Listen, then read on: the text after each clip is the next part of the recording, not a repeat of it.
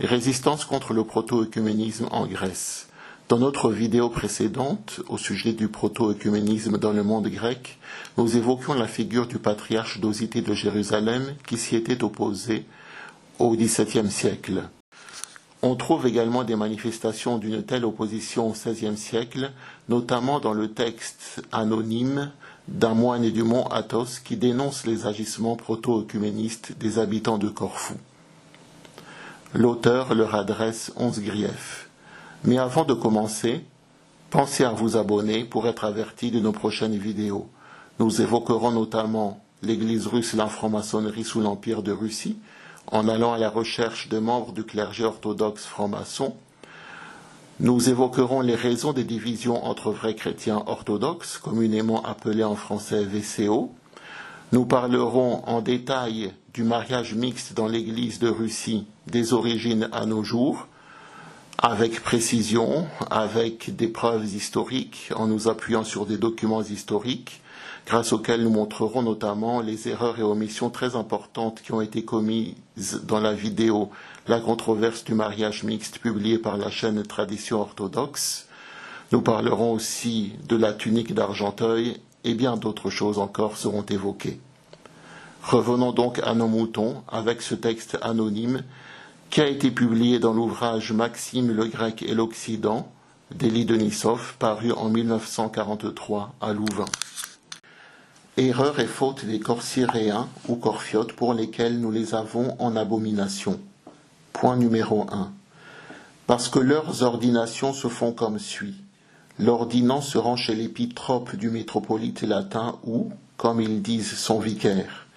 Celui-ci exige que l'ordinant promette sous la foi du serment de lui être soumis et obéissant, de ne faire aucune opposition, de ne pas verser dans le schisme ni d'agir contre ceux que disent, pensent et croient les latins, mais de leur être soumis en tout.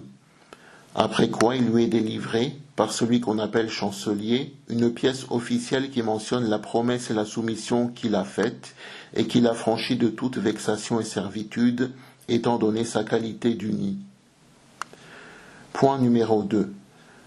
Parce que quand les latins font la procession de l'azime consacrée chez eux, qu'ils appellent Saint-Sacrement, les Grecs marchent, précédés des Juifs et suivis des latins, et tous les prêtres revêtus de leurs ornements s'y trouvent réunis. Ils concélèbrent, chantent ensemble et ne font plus qu'un. Ici on peut faire un petit commentaire et il est surprenant de voir mentionner les Juifs prendre part également à cette procession. Point numéro 3. Parce que quand les latins célèbrent dans leur métropole la fête de Saint Arsène, un saint local, dans le même temple, les Grecs célèbrent avec les latins la liturgie, les autels seuls restant distincts. Les Grecs y lisent les premiers l'épître, les latins ensuite, il en est de même pour l'évangile. Quant aux laïcs, les deux peuples se trouvent confondus devant les autels, priant et chantant ensemble. Point numéro 4. Parce que, quand meurt un latin et que les papas grecs, c'est-à-dire les prêtres grecs, l'apprennent, ils se rendent auprès de lui, sans même y être invités, revêtent de leur côté également leurs habits sacerdotaux, chantent et disent l'office du défunt ensemble avec les latins. Point numéro 5. Parce que les Grecs acceptent impudemment les usages liturgiques des latins et leurs bénédictions, ou mieux dire leurs inepties, et introduisent ces usages et commémoraisons dans la liturgie qu'ils célèbrent. Point numéro 6. Parce que les laïcs grecs, quand ils se trouvent dans un endroit où il n'existe pas de prêtres de leur langue, vont dans les églises des latins, y prient, y suivent les offices et, le cas échéant, y plient le genou, se confessent à leur directeur spirituel et en reçoivent la communion. Point numéro 7. Parce que, aux grandes fêtes du Seigneur, les prêtres grecs s'étant revêtus publiquement de leurs habits sacerdotaux bénissent les latins et le pape et prient pour eux. Point numéro 8. Parce que, s'il arrive que le pape soit d'origine vénitienne, les Grecs sont inexorablement forcés de le commémorer. Point numéro 9. Parce qu'ils contractent impudemment des mariages et des unions avec les latins, et que les fiançailles et les mariages sont bénis tantôt par les prêtres grecs, tantôt parler latin. Point numéro 10. Parce qu'ils forment ouvertement une même communauté pour les baptêmes et les mariages.